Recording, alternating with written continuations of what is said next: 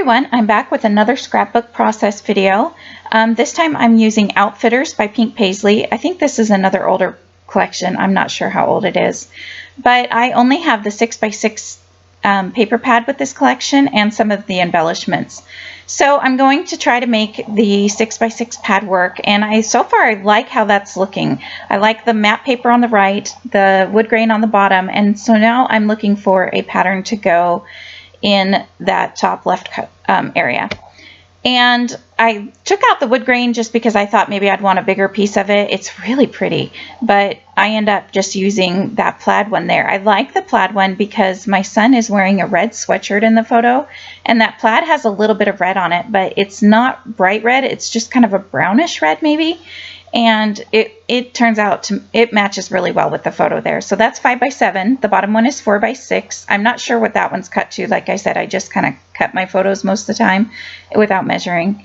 So that looks really good like that. I like that. It shows just enough of the pattern papers, and it's very subtle, but I like it.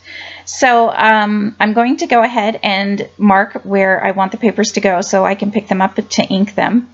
I'm going to ink with chocolate brown ink from Close to My Heart. I'm going to ink all the edges of the pattern paper. And after I get all the edges inked, I'm going to go ahead and use my T-square ruler to help me glue them down and get them straight. Again, I like to have really straight lines. So there I am with my square ruler, and I'm going to match them up to the pencil marks that I made so I know where they all go.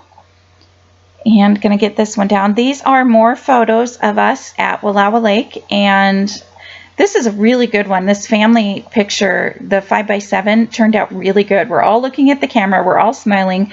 I used the other smallest photo on here is another one of us, but my son is making a silly face in that one, so I like that one too.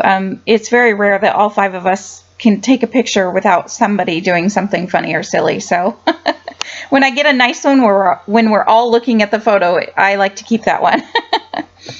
So now this is Mr. Huey's Studio Calico. I believe it's called Classic Tan ink, and I'm just going to add splatters all around. I'm not sure where my embellishment clusters are going to go at this point, so I'm just kind of adding them all over the page. And I like to have that brown matte that you see me wiping up right here. I believe that's just the Ranger non-stick matte. I like to keep that there for adhesives and the splatters all the time. So otherwise, if I don't have that there, my work area gets really messy. So it's just so much easier for me to have that there. So now I'm going to make sure that I like the way all my photos are lined up, and then they are going to be glued down. Again, I'm going to use my T-square ruler. The bottom photo, I'm just going to eye it, and hopefully it gets fairly mostly straight, so I'm not too worried about that. But I loved this photo on the bottom of the sun setting over the lake. I thought that turned out really pretty, so I wanted to add that one in here. And after I get it all inked up, and I added more splatters since they got covered up mostly by the photos, now I'm going to go through the embellishments. And the first thing you're going to see me go through is these overlays. And I didn't realize I had these. I probably would have maybe thought about how I cut my photos before I realized I had these, but that's okay. So I don't end up using any of these. I liked that one with the trees, but I thought it took too much away from that photo, and I just loved that photo. So I end up not using any of these. Excuse me. So I'm going to go through all of them just to make sure there's none that I want to cut down and use at all. And after that, I'm going to find a couple tags, and I thought about tucking these tags in up here on the right hand side, but I thought the colors didn't layer very well, and they just drew too much attention to that corner of the page, and I just didn't like the colors. This tag I like. It's got gold embossing, or what do you call that? Whatever, gold foil, that's the word. But it's a really pretty gold foil. It's not real bright and shiny. It's kind of just a lighter, more subtle gold. So I really like that. And for a while I thought I would cut that Polaroid frame down and kind of tuck it behind the pictures around that cluster, but it doesn't end up making it on there either. So I'm just going to go through more of my die cuts that match this collection and see what I want to use. And after I go through those, I go through the puffy stickers. I thought about using a cut apart from this sheet, but I will use one later on, but there's nothing that I really want to use for the layout. So there goes the tags. I don't want those there anymore. I'm going to find Oh yeah, I'm going to ink the edges of this, and then I'm going to pop that one up with foam tape. I know that I want that popped up. Again, I just thought that was a really pretty gold on there. And it is the only place on the layout where gold is at, but it's such a subtle gold that you don't even really notice. So here is how I keep my title and some word stickers, although just looking at it now, I think I might separate the word stickers from the titles. That might be better because it is getting quite heavy. Basically, I just glue the entire sheet on. If it's not in its original packaging, I just glue the entire sheet onto a piece of notebook paper, punch a hole in the top, and hang it from, I believe those are called binder clips. And then I hang that from a paper clip onto a hook that's on the door of my desk. My husband made me my desk quite a few years ago, and it sits in our dining room, and it's kind of like an armoire. So it has, so if you've ever seen the scrap box or those scrapbooking desks you can buy online, it's somewhat like that. So the doors close in so that the cats and the children can't get in there. Although now that the kids are older, it's not that big of a deal, but definitely when they were younger, that's when he made it for me. So we could close the doors, and there's even a little latch hook to lock it. So anyways, that's also how I store some of these wood veneers. I have actually boxes or drawers that I keep my wood veneer in, but none of these fit in there. So whatever ones don't fit in there, and it's usually the title ones that don't fit in the drawers, I put on another binder clip on my door. So I hope all of that makes sense. So I found this Good Times wood veneer, and that came in a package of wood veneer that was very beach themed and beach pal, beach bum, sand, whatever, sand in your toes things. So this one says Good Times, which isn't beach, doesn't necessarily have to go with the beach layout. So I'm going to use it on this one.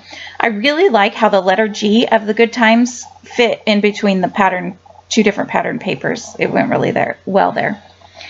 So I'm going to play around with my clusters a little bit more, adding a little bit more here and there. Tried this one, but the blue just kind of clashed. And then in just a moment, I'm going to start gluing down my clusters. I'm going to play around with this brown triangle right there. It says worth it, and I really want to get that. It does end up on the layout. I kind of made it work. This trip was about over a 6-hour drive, so I wanted to put that because it was worth it. We had so much fun. The lake was beautiful. It was a great place to go.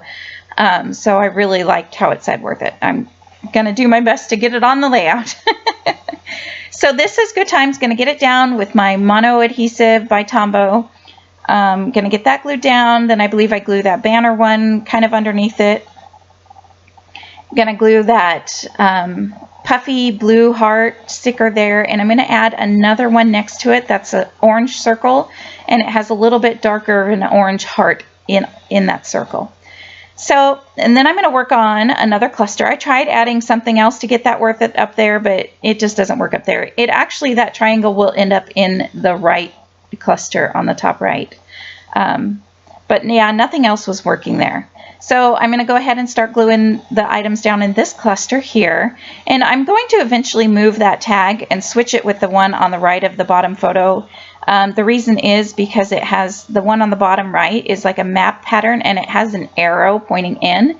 And so I wanted it to point into the photo instead of off the page. I don't like it when things point off of the page.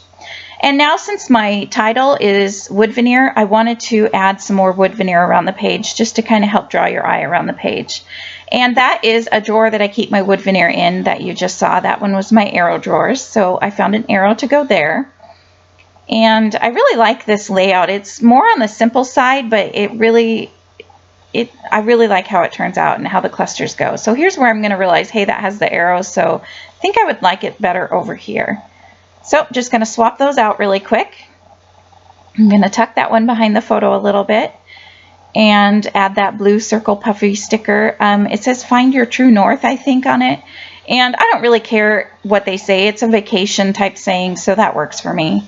That little green sticker there says Good Times. It's another puffy sticker. I love the puffy stickers in this collection. They're very smooth. They're kind of a matte finish. They're not shiny. You can tell with the light shining there how it's shining on the plastic, but not on the puffy stickers. They're very smooth and soft. I like the way they did these stickers. So I added a final wood veneer arrow to that cluster. So now each cluster has some wood veneer in it. And then I found this Get Lost puffy sticker, and it's going to go right there above my Good Times. And it just was so neat how the ascenders and descenders of both titles fit into each other. It's like they were meant to be layered on top of each other.